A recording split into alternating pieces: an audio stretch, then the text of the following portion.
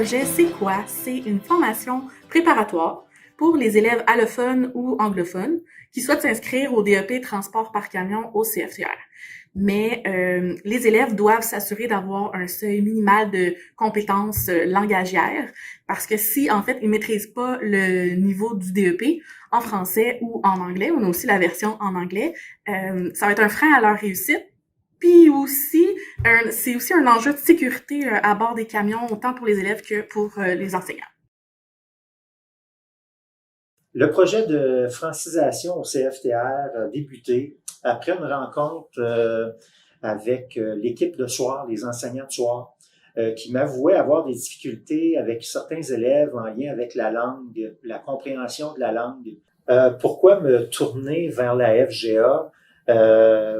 Premièrement, au début, je savais vraiment pas vers qui me tourner. Il a fallu que je fasse des démarches, voir qui s'occupait de la francisation. Puis j'ai eu un flash. On a des rencontres de professionnels à tous les mois. On avait des rencontres à tous les mois. Et j'avais discuté avec les gens de la FGA et eux me disaient qu'ils s'occupaient de tel dossier, tel dossier. Et c'est là que j'ai appris à connaître les services qu'offrait la FGA. Et c'est sûr que je me suis emparé d'eux autres pendant des mois parce qu'ils m'ont vraiment accompagné à développer une mise à jour de la francisation. Ils ont même développé des tests, de l'évaluation, juste pour vérifier les taux de compréhension orale écrit, les difficultés que les élèves avaient pour pouvoir les mettre au bon niveau. Puis après ça, savoir s'ils pouvaient s'inscrire au CFTR ou pas, parce qu'il faut penser que en formation professionnelle, la langue d'enseignement, c'est un préalable. L'élève doit avoir les connaissances de base pour comprendre la langue qui est enseignée. L'élève passe d'abord par un test de positionnement pour nous permettre de mesurer ses compétences en français. Ce test s'effectue en deux volets, d'une part à l'oral, sous forme d'entrevue, et d'autre part à l'écrit, sous forme de compréhension de lecture et de questions à répondre à l'écrit. Les deux volets sont essentiels pour avoir un portrait complet des compétences langagières de l'élève. C'est un test de positionnement qui est conçu à partir du programme de francisation du ministère de l'Éducation du Québec, qui contient 8 niveaux de compétences.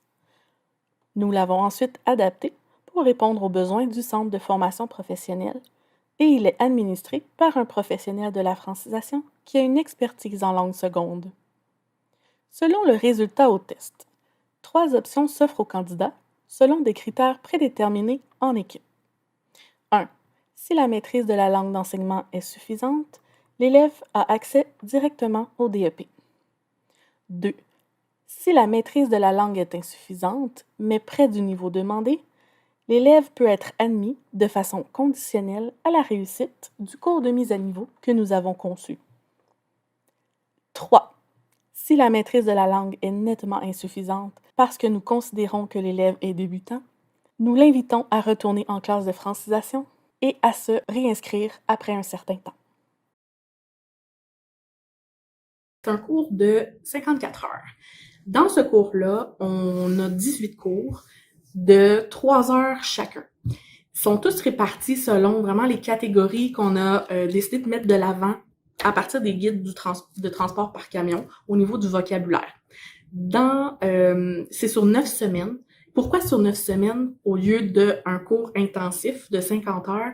C'est surtout pour respecter les fondements de la langue seconde.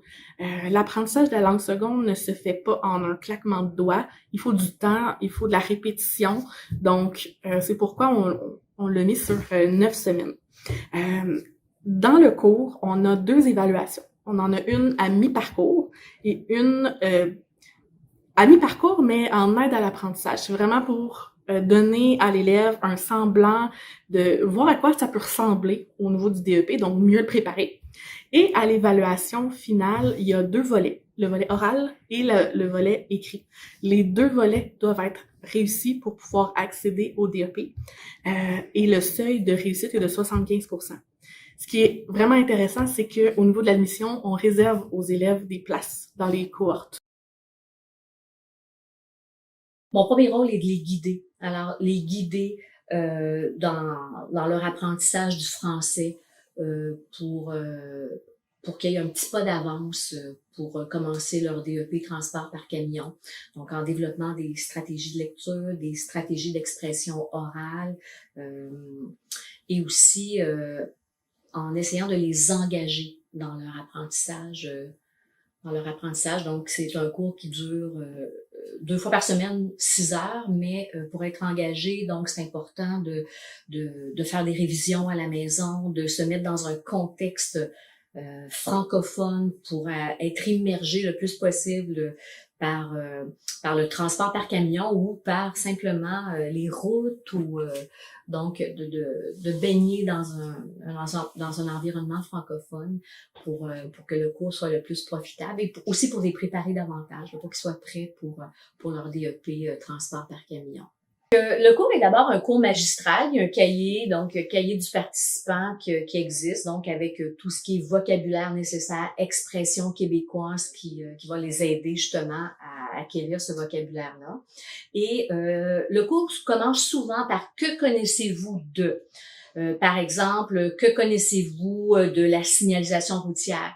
Et les élèves sont amenés à partager leur expérience, donc partir de leur propre expérience et en parler, donc en diade ou bien en mini-groupe.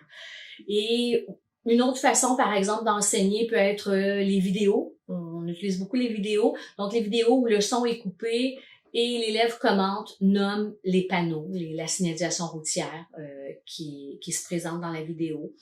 On joue beaucoup avec le vocabulaire, donc soit par des casse-têtes, des associations d'images aux mots, avec les clickers, avec les Quizlets qui sont déjà préparés. Donc, c'est ça, beaucoup de travail d'équipe. C'est important donc qu'ils soient avant pour exprimer qu'est-ce qu'ils connaissent déjà et après le cours aussi pour valider leur connaissance de la matière qui a été enseignée. Les forces de ce projet-là, c'est définitivement la collaboration entre les deux milieux, la formation générale des adultes et la formation professionnelle. Pourquoi? Parce qu'on a deux expertises complètement différentes, mais qui s'arriment bien ensemble. En FGA, on a l'apprentissage de la langue seconde, qui est notre expertise, et évidemment, au CFPR, l'expertise des compétences du transport par camion. Ce qui est important aussi à retenir, c'est que notre enseignante, elle n'est pas une spécialiste du DEP transport par camion. Elle n'enseigne pas les compétences. Donc, elle est vraiment une spécialiste de l'apprentissage de la langue seconde, donc de la francisation. Et ce qu'elle va faire, c'est enseigner le vocabulaire de manière à ce qu'ils comprennent une fois rendus dans le DEP, qu'ils soient pas devant le néant, puis qu'il n'ait pas une longueur de retard, ça se dit pas là, mais qu'ils soient pas en arrière dès le début. Je dirais que les forces du projet, c'est vraiment de travailler les stratégies d'apprentissage, développer le vocabulaire des expressions québécoises, apprendre à apprendre, s'outiller pour faciliter justement leur entrée au DEP et aussi créer des liens entre eux par le partage d'expériences, par le travail, par les discussions à l'intérieur de la mise à niveau. Alors, je dirais que le premier défi rencontré, c'est un préjugé. Alors, c'est un préjugé que les élèves qui s'inscrivent au DEP transport par camion ont l'impression que c'est pas un DEP qui demande un niveau de français très élevé. Et en ouvrant le cahier, dès le premier cours, ils s'aperçoivent qu'il y a énormément d'expressions québécoises qui sont reliées au cours de transport par camion. Donc, qui serait finalement le deuxième défi. Et le troisième défi, je pense que c'est vraiment de concilier tout ce qui est travail, études, famille, donc d'être disponible pour venir s'asseoir dans une classe 6 heures par semaine. Les défis, définitivement la communication. Parce que qui dit collaboration dit beaucoup d'acteurs impliqués. C'est super important de bien définir les rôles et les responsabilités de chacun. C'est vraiment beaucoup d'adaptation, beaucoup d'ajustements. Donc, il faut être à l'aise là-dedans. Il faut un suivi assez serré. Je dirais aussi que un défi, ça peut être le volume d'inscription, les critères d'admission. Il faut s'assurer qu'on a les mêmes attentes de part et d'autre des milieux. Le partenariat avec la FGA, moi, je dirais que c'est essentiel. Je le vois très positif. En tout cas, je suis content, je suis heureux de dire que j'ai été parmi de ceux qui ont vraiment poussé sur le travail collaboratif avec l'équipe de la FGA. On en sort gagnant parce que de tous les projets qu'on fait avec la FGA, ça fonctionne super bien.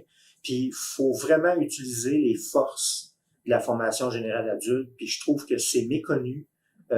Grand manque de communication. Heureusement, notre commission scolaire, notre centre de service, nous a donné l'opportunité d'être assis aux mêmes tables pour qu'on puisse travailler ensemble. Ça a fait un grand changement, ça, au CFTR, puis je suis certain que ça a fait des grands changements à la formation générale adulte, parce que ça a dû créer un monstre positif. Là, le CFTR, c'est pas rien, là, c'est quand même 14 points de service, et la FGA a su y faire face. Juste d'avoir les profs au bon temps. Tu sais, 14 points de service, là, c'est pas facile.